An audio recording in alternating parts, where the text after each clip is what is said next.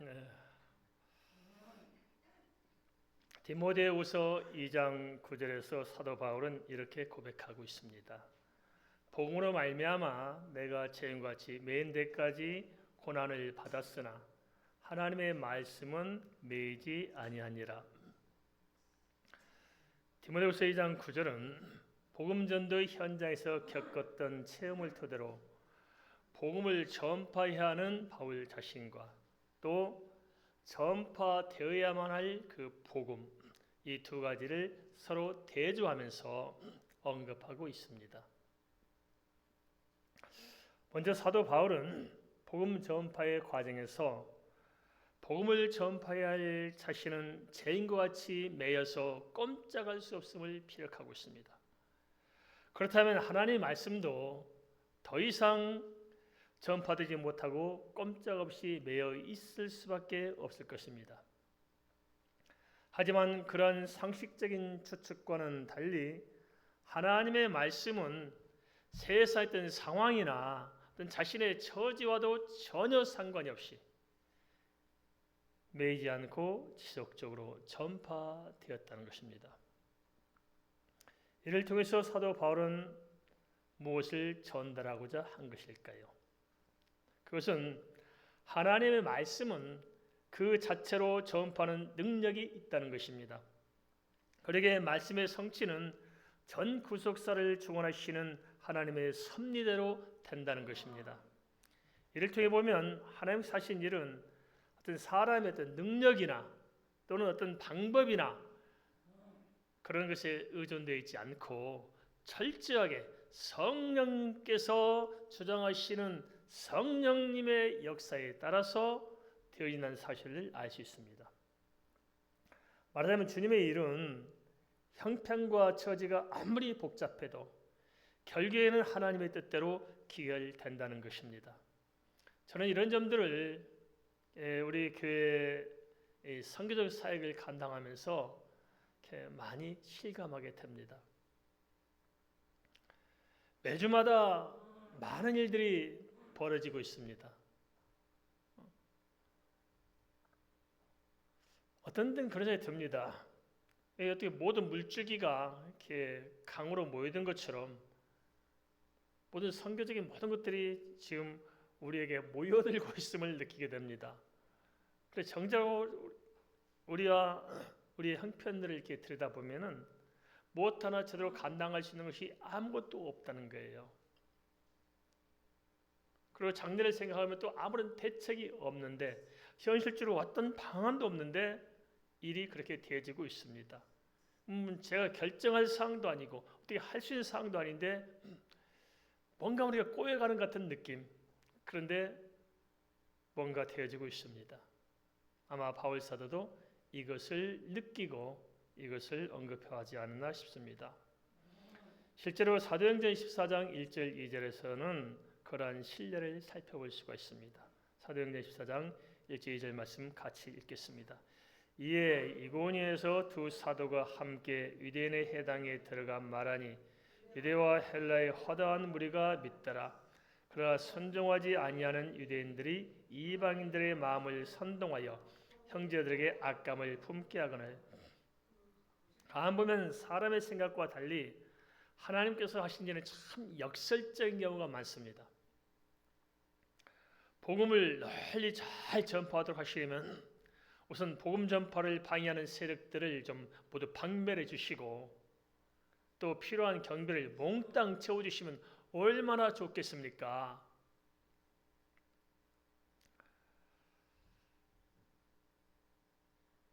그런데요, 하나님께서는 그렇게 하지 않으셨습니다. 우리도 지금 현재 직면한 문제가 그런 게 아닐까요?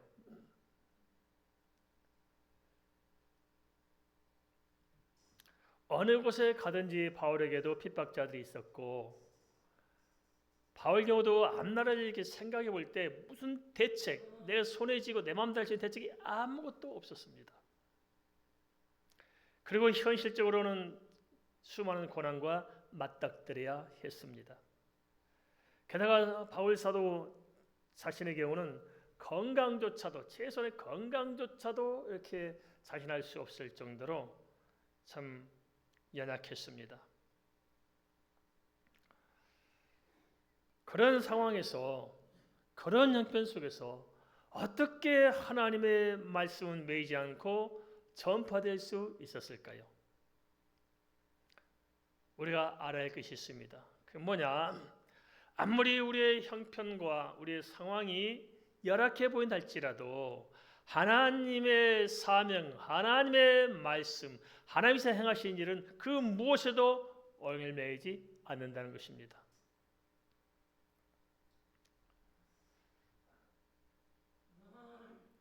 왜냐? 거기는 가장 확실한 대책이 있기 때문에 그렇습니다. 그 대책이 뭐냐? 그것은 이 세상에 속한 것이 아니라 오직 그리스도를 믿는 믿음에 있었던 것이고, 그 믿음대로 성령께서 역사하시고 권능을 부어주심으로 성령께서 친히 하신다는 것입니다. 그러면 바울과 바나바는 현실적으로 볼 때 구체적으로 어떻게 해서 이고니온에서 전도에 큰 성과를 이루게 된 것일까요? 형편과 처지를 보면 도무지 있을 수 없는 일인데 역설적으로 가는 곳마다 들어지는 복음 전도의 문이 크게 열린 것을 보셨습니다. 사도행전 14장 1절에서는 바울과 바나바가 이고니온 해당에서 복음을 전파한 결과 분명히 도시가 요동할 만큼 유대와 헬라의 허다한 무리가 믿었다고 기록하고 있습니다. 하지만 그러한 계기를 살펴보면 엉뚱하게도 어떻게 해서 그런 일이 있었느냐, 그 시작점을 보면은 바시디아 안디옥에서 유대인들의 핍박 때문에 쫓겨나와 이고니온으로 급히 도망온 데서 시작되었습니다. 뭐 형편이 잘 풀어지고 뭐 넉넉해지고 돈 사람들이 많고 뭐 막강한 세력들이 있어서 뭐가 된 것이 아니고 자기 몸 하나도 어떻게 할 수 없어 생명을 부지하다 도망 나왔는데 도망 나온 곳에서 그런 역사가 뒤따랐던 것입니다. 성령께서는 사람들을 하여금 바울이 선포한 복음을 믿고 그들 또한 주변에 전파하도록 성령께서 친히 주장하신 결과였습니다.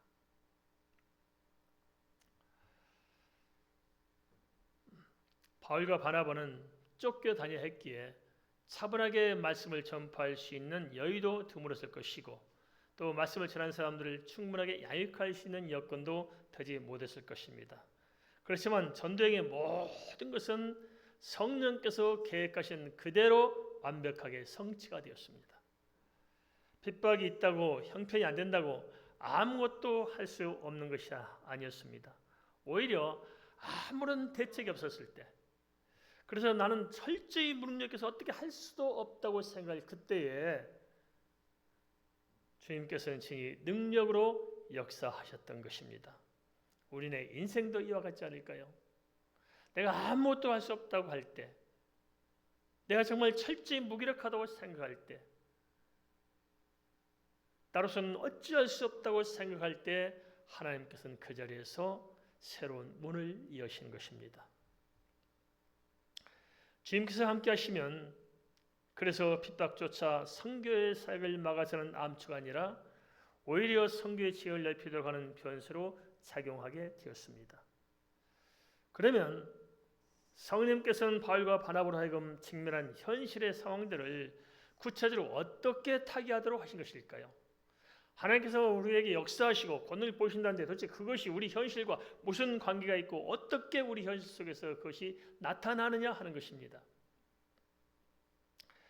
사도행전 14장 3절의 4절을 좀 보겠습니다. 사도행전 14장 3절 4절입니다. 두 사도가 오래 있어 주를 힘입어 담대히 말하니 주께서 그들의 손으로 표적과 기사를 행하게 하여 주사 자기의 은혜의 말씀을 증언하시니 그 시내의 무리가 나뉘어 유대인을 따른 자도 있고 두 사도를 따른 자도 있는지라. 사도행전 14장 3절 4절은 세 가지 사항에 대해서 언급하고 있습니다. 첫째는 바울과 바나바가 주님을 힘입어 담대하게 복음을 전파했다는 것입니다. 주님을 힘입었다는 것은 무슨 말이냐? 그것은 주님과 관계가 아주 긴밀해져서 주님과 철저하게 동행한 것으로 주님께 의지하면서 살았다는 것입니다. 믿음은 추상적인 것 같지만 사실 아닙니다. 철저히 주님을 의지하면은 믿음은 현실의 삶 속에서도 실적인 대안이 되는 것입니다. 믿습니까? 믿음이 대안입니다. 동의하십니까? 우리 그런데 믿음을 너무 추상적인 것을 생각합니다. 내 믿음과 내 삶은 전혀 관계없는 것처럼 착각한다는 것입니다. 그러나 그렇지 않습니다. 믿음은 절대 추상적인 것이 아닙니다. 믿음은 현실적인 것입니다. 철저히 믿음이 내 삶을 변화시키는 것이고 믿고 나가면은 철저하게 하나님의 역사하는 것을 우리가 목도하게 되는 것입니다. 이것이 바로 믿음입니다. 믿음으로 산다는 것은 우리 현실 속에서 하나님 행하심을 목격한다는 것입니다. 바울과 바나바는 그러한 믿음으로 말미암아 주님의 도우심으로 복음을 담대하게 전파할 수가 있었습니다. 우리 인생사도 마찬가지가 아닐까요? 우리가 사명을 감당할 수 있는 것도 또 우리의 삶을 통해 하나님의 영광을 드러내는 것도 크리스찬으로서 현실적인 대안이 뭐냐? 그것은 바로 이러한 하나님의 권세와 능력이 우리의 믿음을 통해서 우리가 믿음을 붙들고 살아갈 때 실제적이고 구체적으로 우리가 함께하며 우리 삶 속에서 나타난다는 것입니다.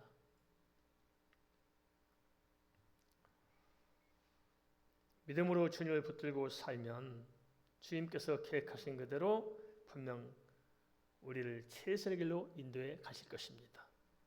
광야 이스라엘 백성을 보고 우리가 잘 알 수 있지 않습니까? 하나님께서 분명 최선의 길로 인도하셨습니다. 그런데 무엇이 문제였습니까? 하나님의 인도하심을 믿지 못하고 오두방정을 떠는 거예요. 항상 오두방정 떨다가 문제를 일으켰습니다. 그러지 않고 철저히 하나님을 신뢰하고 믿고 가면 아무 문제 없었을 텐데 결국 믿음이 없음으로 말미암아서 인생이 곤두박질을 칠 때가 많았습니다. 우리도 그렇지 않을까요? 가만 보면 믿음이 없음으로 말미암아서 스스로 자기들이 만든 감옥 속에 갇혀 살아요. 그죠? 네. 제 자신도 그럴 때가 많습니다. 제가 목사지만 참 보면 그다시만한 믿음이 없을 때가 참 많습니다. 아이고 큰일 났다. 걱정이 확 앞서고 믿음이 없이 요동할 때가 많습니다. 그렇지만 가만 뒤돌아보면 결국 내 인생이 내 뜻대로 내 마음대로 내 생각도 된 것이 아니고 결국은 하나님께서 내게 정해주신 하나님의 계획대로 된다는 사실들을 알 수 있습니다. 그리고 그 하나님의 계획이 내 속에서 나의 삶 속에서 내가 해야 될 모든 사역과 우리의 살아가는 현장 속에서 실현되는 것은 다른 것이 아니고 믿음대로 되었다는 것입니다. 믿음대로. 믿습니까? 믿음대로 됩니다. 둘째로 성령께서는 바울과 바나바의 손으로 표적과 기사를 행하도록 역사하심으로써 은혜의 말씀을 증언하도록 하셨습니다. 표적과 기사는 이 세상에서 오는 것이 아니라 오직 하나님께로부터 옵니다. 마가복음 16장 20절은 이렇게 말씀하고 있습니다. 제자들이 나가 두루 전파할세 주께서 함께 역사하사 그 다른 표적으로 말씀을 확실히 증언하시니라. 사람의 수단에는 분명 한계가 있습니다. 우리가 아무리 능력이 있고 아무리 여건이 되어 있다고 해서 뭘 되느냐? 아니라는 거예요. 사람에게는 항상 모든 사람에게 한계가 있고 문제없는 사람이 아무도 없습니다. 우리 교회 식구들 위해서 기도할 때 보니까 참 답답합니다. 보니까 마음 편하게 살아가는 사람 딱 우리 김문장에서 한 분밖에 없어. 전부 다 한 분 한 분 몸이 아프거나 새끼들에게 뭔 일 안 되거나 뭐 어떤 마음의 상처가 있거나 뭐 어떤 재정적인 문제가 있거나 아무튼 마음 편한 사람이 한 분도 없는 것 같아요. 그런데도 불구하고 우리는 내가 내 인생을 어떻게 해볼 줄 알고 그렇게 생각합니다. 아닙니다. 하나님 앞에 100개를 듭시다. 뭘 들자고요? 100개를 드려야 돼요. 알겠습니까? 100개를 들고 주님께 내려놓으면 그때부터 내 인생의 길이 끝나는 그곳에서 하나님의 역사가 시작됩니다. 패러다임을 바꾸자는 것입니다. 패러다임을 바꿔야 됩니다. 사도 바울과 바나바는 바로 이러한 성령의 능력을 복음 전파의 현장에서 목격해 왔기에 환경과 상황을 뛰어넘는 담대함이 있었던 것이 아니겠습니까? 셋째 한 가지 주목해 볼 점은 복음을 전파하자 그 시내의 무리가 나뉘었다고 말씀하고 있습니다. 유대인을 따른 자도 있고 두 사도를 따른 자도 있었습니다. 도대체 어떻게 해서 똑같은 자리에서 똑같은 복음을 선포했는데 받아들인 사람이 있고 거부하면서 또 핍박까지 하는 사람이 있느냐 하는 것입니다. 복음이 전파되면 영적인 세계는 빛과 어둠으로 나눠지게 되어 있습니다. 안타까운 것은 생명의 길을 알려줬음에도 굳이 거역하고 대적한다는 것입니다. 하나님께서는 분명히 우리가 모두 구원을 얻기를 원하고 우리 삶이 하나님의 영광으로 충만케 채워지기를 원하실 것입니다. 주님께서 무엇이 억한 감동이 있어서 예수님은 우리를 짓밟고 그냥 이렇게 고난 가운데 집어넣고 영광로에서 흔들어 대겠습니까? 그건 아니지 않겠습니까? 우리 인생을 가로막고 있는 것이 우리 자신입니까? 하나님이십니까? 우리 자신이 그런 건 많아요. 가만 생각해 보세요. 원수가 이웃 사촌이 아니라 내가 내 인생의 원수인 경우가 너무나 많습니다. 내 인생을 망치는 사람이 부모 형제입니까? 내 자신입니까? 내가 내 인생을 망치는 경우가 참 많습니다. 내가 지혜가 부족하고 믿음이 부족하고 연약해서 내 방식대로 알량한 내 생까지 살아가다가 우리가 얼마나 많은 시행착오를 겪어왔습니까? 따라서 우리가 좀 바꿔져야 됩니다. 그러기 위해서는 100개를 드십시다. 할렐루야. 주님, 내 인생은 내 뜻대로 안 됩니다. 주님 마음대로 하십시오. 100개를 들 때 거기서 우리 인생이 새로 시작될 수가 있습니다. 100개를 안 들면 어떻게 하느냐? 100개를 들 때까지 하나님께서 몰아가셔요. 이게 고달프더라고요. 일찌감치 알아서 100개를 들은 게 편합니다. 참 죽을 때까지도 또 그렇게 고집 부린 사람이 있어요. 예수님께서 십자가에 매달리실 때 좌측 강도가 있었잖아요. 그렇게 십자가에 매달려서 죽어가는 마당 그 자리에서도 끝까지 고집 세우다 지옥 가는 인간이 있잖아요. 그랬더니 뭐예요 도대체? 인간이 얼마나 모진가는 것을 보여줘요. 인간이 참 모질다 이게. 죽어가는 마당에 주님께서 살아온 삶도 아실 것이고 하신 말씀을 들었으면 그리고 옆에 강도가 내가 나와 함께 낙원 이치를 했으면 좀 마음을 열고 예수 믿고 죽었으면 얼마나 좋아요. 그런데 사람 마음이 참 모질고 강박해요. 우리 대한민국 사람도 그렇습니다. 참 모질고 강박한 게 많은 것 같아요. 우리끼리 잘 모르잖아요. 대체로 보면 여러 나라 사람들 다 보면 물론 나라마다 좀 악한 인간도 많지만은 대체로 보면 한국 사람들은 경제가 성장하고 바쁘게 살다 보니까 마음이 여유가 없어요. 참 너나 것이 강박스러워요. 그래서 조금만 틈을 내줘도 될 뻔한데 그 틈을 못 내주고 대가리 받고 싸워요. 참 여유 없이 살아갑니다 우리가. 그런데 어떻게 해서 그런 마음을 뚫고 하나님 은혜가 들어갈 구멍이 있겠을까요? 그거 참 어렵습니다. 그러고 보면 참 하나님의 은혜 외에는 대안이 없지 않겠습니까? 하나님의 은혜가 필요하다. 우리 자신을 봐도 하나님의 은혜로 이 자리에 있는 것이고 또 다른 사람도 마찬가지로 하나님의 은혜가 그렇게 임해야 뭔 일이 생기는 것이지 은혜가 임하지 않고는 어떻게 될까요? 우리가 우리의 마음 하나 제대로 다스리고 삽니까? 안 되잖아요. 마음도 안 돼. 내 마음이 내 마음대로 안 돼. 내 마음이 누구 거예요 그러면은? 내 마음이 내 마음대로 안 돼. 특별히 복음 전파는 어떤 의미에서는 가장 치열한 영적 전투를 하시는데 거기에 대해서 계속해서 사도행전 14장 5절 7절은 이렇게 기록하고 있습니다. 함께 보겠습니다. 사도행전 14장 5절 7절입니다. 이방인과 유대인과 그 관리들이 두 사도를 모욕하며 돌로 치르고 달려드니 그들이 알고 도망하여 누기오니아와 두 성 누스드라와 데베와 그 근방으로 가서 거기서 복음을 전하니라. 유대인들과 유대인들이 충동질하던 이방인들뿐만 아니라 제도 권한이 있었던 관리까지 서로 한패가 되어 사도들을 모욕하고 돌로 치르고 달려들었습니다. 유대인들과 이방인들과 관리들은 성격이 전혀 다르잖아요. 전혀 다른 사람들인데 어떻게 이 복음 전파를 막는 일에는 서로 똘똘 뭉쳐져 가지고 그냥 함께 힘을 모읍니다. 그렇지만 그런 와중에서도 복음은 계속 전파되었고 또 복음을 전파하던 바울과 바나바는 물론이고 제자들은 오히려 담대해졌고 핍박 가운데서 기쁨과 성녀로 충만했음을 알 수 있습니다. 여기서 한 가지 살펴볼 점은 정치나 행정 문제가 아닌 종교 문제인데 관리들은 왜 나서서 바울과 바나바를 핍박하는 무리에 가담했느냐 하는 것입니다. 도시의 행정과 민정을 관리하던 지역 관리들이 핍박한 일에 합류한 것은 도대체 이해가 잘 안 되고 납득이 안 됩니다. 하지만 그들 나름대로 이유가 있었을 것입니다. 그게 뭐냐면 복음이 전파되면은 그 복음 전파는 강력한 파워풀한 변화의 역동성을 가지게 되었습니다. 특별히 우상을 숭배하는 지역에 복음의 불꽃이 떨어지면 그 사회는 요동하기 시작합니다. 견뎌내지 못하는 거예요.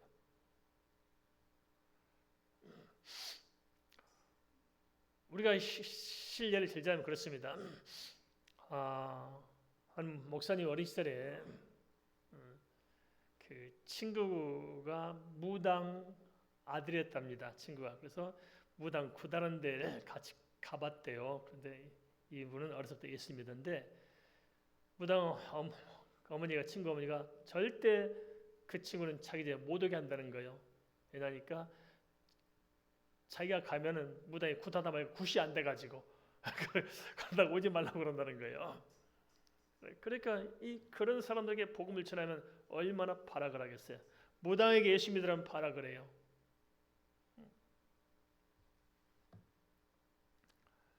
왜냐 그 배후의 세력들이 바로 우리와 다르기 때문입니다. 기독교 신앙에 들어가면 우상 숭배에서 벗어나게 되어 우상 숭배와 관계에서 벌어먹고 살아가는 사람들에게는 타격을 줄 수 있습니다. 근데 당시에 우상 숭배 만연했잖아요.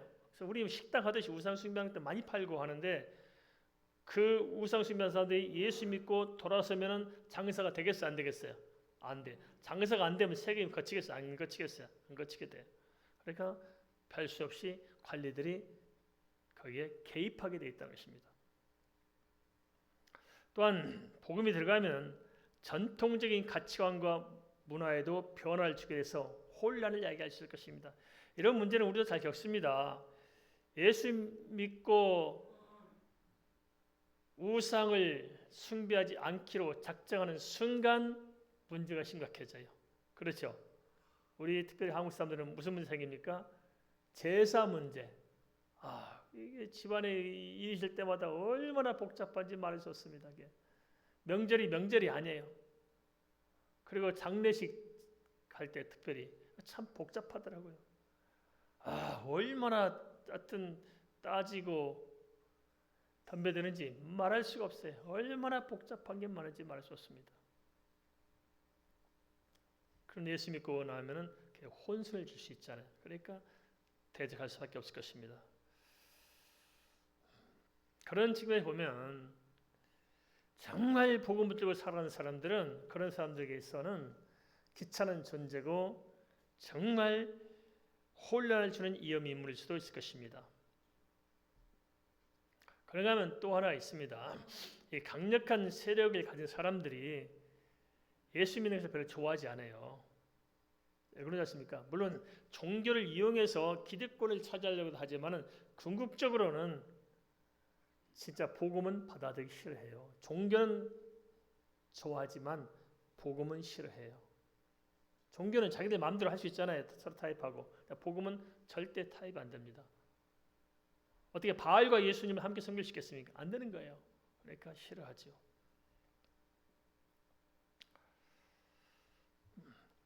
그리고 기독교 복음이 중요한 게 뭐냐면 복음이 들어가면 사람들이 영적으로 깨어난 겁니다. 그죠? 깨어나서 뭐가 생기냐? 보고 듣고 판단하고 결정하는 것이 완전히 지혜롭게 바뀝니다. 싸그리 달라져요. 인격도 변화가 되지만 삶이 달라지게 돼 있어요. 그리고 굉장히 열심히 사람은 똑똑해집니다. 원래 좀 그렇잖아요. 기독교 비판하는 사람들은 예수 믿는 사람들이 말이 많아진다고 그러잖아요. 왜 말이 많아지겠어요? 머리가 팍팍 돌아가는 게 이제 그래서 앉아서 지식이 늘어가고 아는 게 생기는 거예요. 그러니까 말이 많아지죠. 물론 비꼬는 할 수 있겠습니다만은 기독교 신앙은 사람에게 지혜를 가져다 줍니다. 왜냐? 지혜의 근본은 누구라고요? 하나님입니다. 하나님 아는 것이 지혜의 근본입니다. 그래서 근본을 아는 거예요. 최소한 우리가 보면 인생이 무엇인지 우리는 알고 살아요. 어디로 가는지 알고 살잖아요. 내가 누구인지 알고 삽니다. 그렇기 때문에 이 본질적인 관점에서 세상을 다 보기 때문에 그렇게 우리가 요동할 것도 없고 길을 알고 우리는 살아가는 거예요. 그러니까 얼마나 지혜롭겠어요. 이런 크리스찬들이 세상에 악한 일과 타협이 되느냐? 안 되기 때문에 악한 것을 가지고 뭐 해보려는 사람들이 기독교인들을 싫어할 수밖에 없을 것입니다. 바른 소리를 싫어하는 거예요. 그래서 정치, 경제, 종교 등 세상의 권세를 잡은 자들은 예수 그리스도를 대적한 일에 하나가 되는 것입니다. 자기들끼리 하나가 돼요. 에베소 6장 12절은 영적인 흑암의 세력들과 있던 그들의 조직을 이렇게 이야기하고 있습니다. 우리의 씨름은 혈과 육을 상대하는 것이 아니요 통치자들과 권세들과 이 어둠의 세상 주관자들과 하늘에 있는 악의 영들을 상대함이라. 복음이 전파되면 사단의 세력들은 자기들끼리 이렇게 결집하게 되어 있습니다. 모여들게 됐습니다. 그것은 복음이 왕성하게 전파되면 사단의 진이 깨뜨려진 것이고 사단의 정치가 들어가기 때문에 사탄에게 조종받는 자들은 발악을 할 것입니다. 빛이 어둠에 비치면 어둠은 발악을 하게 돼 있어요. 네, 우리도 좀 경험상 알 수 있어요. 우리 속에 어둠이 있어요. 막 죄 짓는 것이 있어요. 그것이 밝혀지는 게 좋아요? 감춰지는 게 좋아요? 우리 죄 짓는 것이 다른 사람들이 아는 게 좋아요? 모르는 게 좋아요? 아는 게 좋아요? 가만히 있는 분들은 다 하나씩 가지고 있죠. 우리가 뭘 잘못 저질렀어요. 그럼 변명을 먼저 합니까? 시인하고 용서를 구합니까? 변명을 먼저 해요. 아담과 하와도 변명 일단 감춰. 하여튼 제약된 것들은 감춰져야 돼요. 사단도 감춰져 있기 때문에 지 맘대로 해요. 그것을 끌고 빛으로 드러내면은 사단이 꼼짝을 못해요. 그래서 사단이 자기 정체가 탄로나는 것을 이렇게 싫어해요. 우리도 그렇습니다. 내 속에 역사하는 정체가 뭐냐를 파고들면은 그 끝에 사단이 있을 거예요. 사단이 이렇게 이장을 하는 거거든요. 그래서 그걸 정체를 보면 됩니다. 나는 너가 내 안에 어떤 사람인지 알고 있다. 정체를 드러내면은 사단이 발악하게 돼 있고 그래야 우리가 결박할 수 있을 것입니다. 정확한 성경적 십자가 복음이 전파되면 하나님의 공의가 드러나고 빛이 임하게 됐습니다. 어느 사회나 하나님의 복음이 바로 드러나면 그 앞에 꼼짝할 수 없게 됐습니다. 그래서 거짓 선지자들은 하나님의 복음이 드러난 것을 싫어하는 거예요. 또 정치, 경제, 사회, 문화 등 기독교적인 가치관이 복음이 전파되면 회복이 되기 때문에 거기 어긋난 사람들이 싫어하는 것입니다. 복음이 전파되면 인권이 살아나고 범죄가 사라지고 경제 격차가 호전되고 문화도 바뀌게 되어 있습니다. 그러다 보니까 공산주의를 체계를 통해서 정권을 잡은 사람들은 기독교를 허용해요? 허용하지 못해요? 허용하지 못해요. 뭐 때문에요? 기독교가 허용되면 자기들이 저지르는 것이 다 들통나는데요. 독재자들이 기독교를 밀어요? 짓밟고 이용하려고 그래요? 짓밟고 이용하려고 그래요. 왜냐? 복음이 제대로 전파되면은 들통나잖아요. 전부 다. 각종 부당한 이권에 개입한 이권 집단이나 사이비 종교나 이단이나 유사 복음도 마찬가지입니다. 복음은 모든 사단의 어둠을 내몰기 때문에 요한 3서 8장은 이렇게 알려지고 있습니다. 죄를 짓는 자는 마귀에게 속하나니 마귀는 처음부터 범죄함이라. 하나님의 아들이 나타나신 것은 마귀를 멸하려 하심이라. 복음이 정확히 전파되면 사단의 일이 떠나가게 되어 있습니다. 우리도 마찬가지입니다. 빛 가운데로 가게 되면 옛날 하던 짓을 반복해요? 떨쳐요? 떨치게서 안 되게 돼 있어요. 빛 가운데 가면은 안 되는 것입니다. 바울과 바나바는 이고니온에서 또다시 핍박을 받아 다음 목적지인 누가오니아의 두 성 루스드라와 데베와 그 근방으로 가서 다시 복음을 전했다고 기록하고 있습니다. 하지만 바울과 바나바는 한 번도 핍박에 굴해본 적이 없습니다. 그렇다면 도대체 무엇이 바울과 바나바로 하여금 핍박에 굴하지 않고 복음을 담대하게 전파하도록 이끌어간 것일까요? 그것은 앞서 언급한 그대로 성령의 권능에 붙들려 살았기 때문일 것입니다. 주님의 일은 절대 사람의 능력만으로 되는 것도 아니고 사람의 열정만 가지고 되는 것도 아닐 것입니다. 성령에 붙들리면 모든 일은 성령께서 친히 이끌어 가신 것입니다. 이것은 비단 주의 일만이 아니고 우리 인생사도 그렇지 않을까? 예수 믿고 산다는 것도 마찬가지입니다. 우리가 주님께 다 맡기고 철저히 믿음으로 살기로 작정하면은 철저하게 하나님의 은혜 가운데 살게 되어지는 것입니다. 믿습니까? 은혜로 사는 것입니다. 돈이 반복하지만 예수 믿는 것이 뭐냐? 예수 믿고 산다는 것이 뭐냐? 그것은 믿음으로 은혜 가운데 사는 것입니다. 예수 믿으면은 은혜로 사라지는 것입니다. 우리는 자가용 운전수가 아닙니다. 예수 믿는 것은 철길을 달리는 기관차와 같습니다. 내가 내 마음대로 결정하고 내가 원하는 대로 가는 것이 아니고 이미 우리 인생은 하나님께서 계획하신 바가 있어요. 그래서 예수 믿는 것은 자가용 운전수가 아니고 기관사로 철길을 따라 하나님 인도 따라 사는 것입니다. 그러면 인생은 되는 거예요. 그 길은 뭐냐? 믿음으로 사는 것입니다. 그런 삶이 뭐냐? 은혜로 사라지는 것입니다. 왜 그럴까요? 왜 그렇게 된다는 것일까요? 도대체 이게 무슨 이게 허황된 소리냐? 믿음과 현실이 무슨 상관이 있느냐? 아닙니다. 예수 믿는 절대 수상적인 것이 아니고 절대 비현실적인 것이 아닙니다. 예수 믿고 사는 것은 가장 합리적일 수 있습니다. 가장 정확한 현실의 대안이 되시는 것입니다. 그게 성경이지 않습니까? 그러니까 우리가 예수 믿고 어떻게 버텨서 그냥 간신히 천국만 오기를 바라는 것이 아니고 이 땅에서 믿음으로 천국의 삶을 살도록 하는 것입니다. 그게 성경이 우리에게 주신 대안인 것입니다. 그 이유는 뭐냐? 그것은 다른 것이 아닙니다. 하나님은 살아 계시기 때문입니다. 믿습니까? 하나님은 살아 계십니다. 그리고 그 대안은 뭐냐? 주 예수 그리스도께서는 약속대로 영원토록 우리와 함께 하시기 때문입니다. 우리가 주님 안에, 주님이 우리 안에 계십니다. 믿으십니까? 주님 함께 하십니다. 그리고 성령 하나님께서는 기도하며 예배하며 봉사하며 섬기며 복음 전하며 주의 은혜를 사모하는 자마다 항상 붙들고 감동하시며 역사하시고 인도하시는 것입니다. 이 사실을 의심하지 마십시오. 주님은 살아계십니다. 그런데 참 안타까운 것은 믿음이 필요한 결정적인 순간에 믿음이 없다는 것입니다. 그죠? 평소에 믿음이 다 좋은 것 같은데 결정적인 순간은 믿음이 없어요. 힘들고 어려울 때일수록 우리의 대안은 예수 믿는 믿음인 줄 믿습니다. 그러면 성령님께서는 구체적으로 어떻게 도우시는 것일까요? 그럼 어떻게 하는 것이냐 도대체 성령님께서? 믿어야 할 이유가 뭐냐? 사도행전 14장 8절 10절은 이렇게 말씀하고 있습니다. 사도행전 14장 8절 10절 말씀 같이 읽습니다. 루스드라에 발을 쓰지 못하는 한 사람이 앉아있는데 나면서 걷지 못하게 되어 걸어본 적이 없는 자라. 바울이 말한 것을 듣거늘 바울이 주목하여 구원받을 만한 믿음이 그에게 있는 것을 보고 큰 소리로 이르되 내 발로 바로 일어서라 하니 그 사람이 일어나 걷는지라.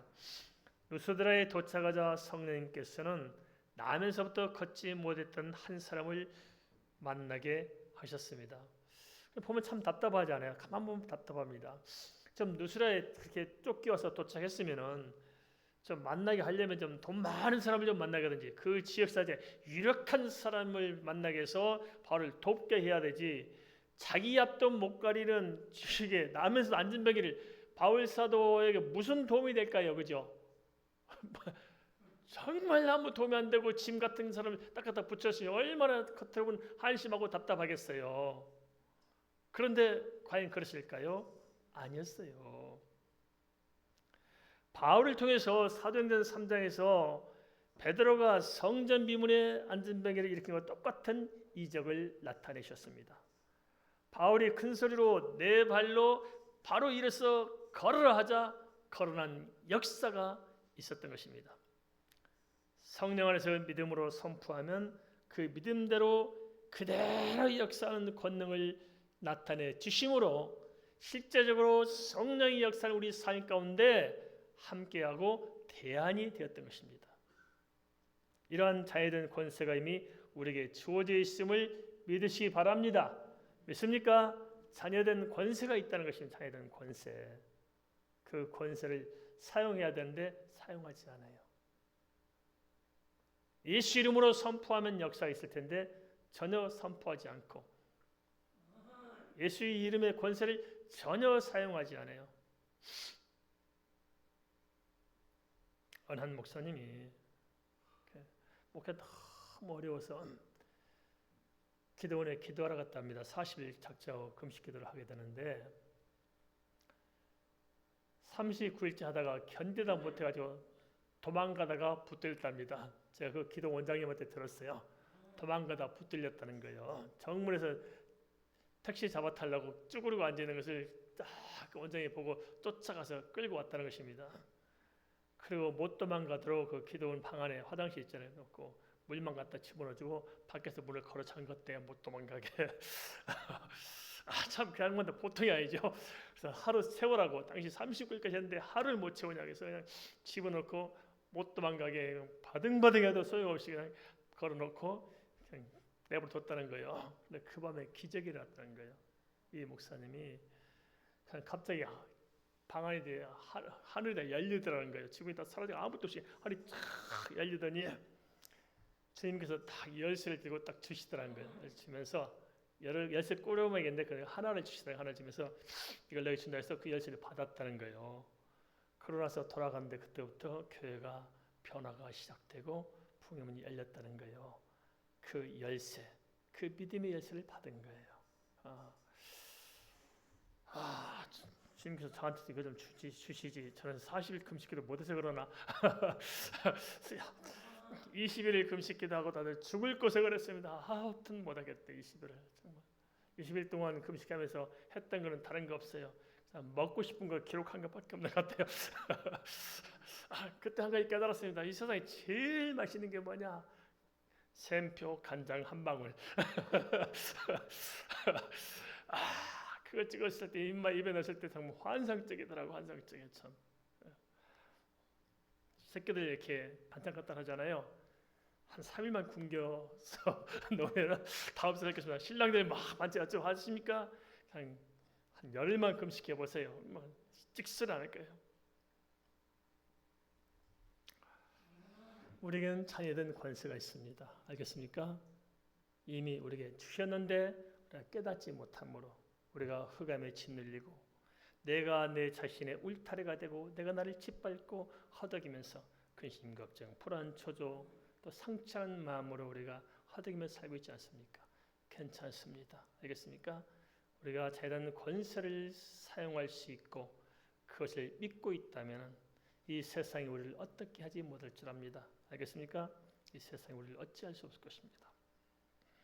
이러한 사건을 통해서 사도행전 14장 8절에 10절은 예나 지금이나 시공을 넘어서서 선교 현장은 핍박이 있고 우리 삶은 고달프지만 그러나 기적 또한 함께함을 암시하고 있습니다.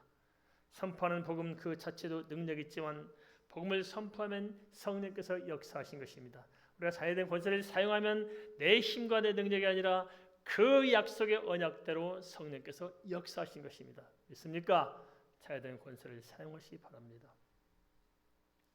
물론 복음이 강하게 선포되고 내가 하나님의 영광을 위해 살고자 몸부림칠수록 사단도 발악할 수 있을 것입니다. 그렇지만 우리는 마침내 승리할 것입니다. 바울과 바나바는 핍박에 직면하면서도 복음 전도를 포기하는 것은 이러한 복음의 능력을 알았기 때문이고 삼위 하나님께서 함께 하심을 알았기 때문일 것입니다. 특별히 복음 전파에 참여한 자리에서 우리는 살아가고 있습니다. 그래서 더욱 필요한 것은 진짜 우리 믿음의 능력입니다. 믿음에는 능력이 있습니다. 복음에는 능력이 있습니다. 이 사실 알고 살아갈 때 우리가 얼마든지 현실을 타개나갈 수가 있는 실적인 대안을 갖게 될 것입니다. 예수 믿고 살면서도 아무런 감동이 없다면 이건 심각한 문제가 아닐까요? 가슴이 식어져 있어요. 정말 하나님이 살아계신지, 복음의 능력이 있는지, 진짜 말씀대로 것인지, 정말 성령의 권세가 무엇인지를 전혀 모르고 살아간다. 이건 심각한 문제가 아닐까요? 우리는 매일매일 삶 속에서 이것이 경험되어야 됩니다. 동의하십니까? 매일매일 삶 속에서 경험할 수 있습니다.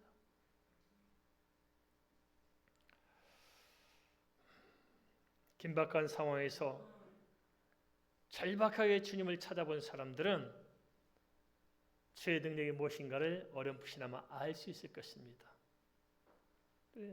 어찌 보면 그런 절박한 상황이 없다는 것도 한편 보면 감사하지 않겠습니까만은, 그러나 우리가 우리 인생을 구렁텅이로 몰아낼 일은 아니지만은 어떤 상황이든지 절박하게 주님을 찾고 그 능력을 구한다면은 분명 우리의 삶의 현장에서 우리 또한 하나님의 차이된 권세가 무엇인가를 알게 될 것입니다. 이런 점을 감안한다면 우리가 좀 다시 한번 우리 삶을 살아가는 방편을 바꿀 필요가 있지 않겠습니까? 믿음으로 사십시다. 은혜로 사십시다. 기도하며 사십시다. 주의 능력이 있습니다. 경험하며 사십시다. 하나님이 안 계신 것처럼, 기도해도 소용이 없는 것처럼, 은혜가 없는 것처럼, 내게 자유된 권세가 무엇인지도 모르고 살아간다면 이건 예수 믿는 것이 아닙니다. 하나님은 살아 계시고 우리를 알고 계시며 우리를 사랑하고 우리를 최선으로 인도하실 것입니다. 이렇게 바뀌어내는 것이 무엇일까요? 그것은 바로 우리의 믿음입니다. 어떠한 현장에서 어떠한 문제가 있든지 두려워하지 마시고 놀라지 마시고 다시 믿음을 붙잡고 주의 은혜를 바라보십시다. 우리 말씀 생각하면서 함께 기도하겠습니다.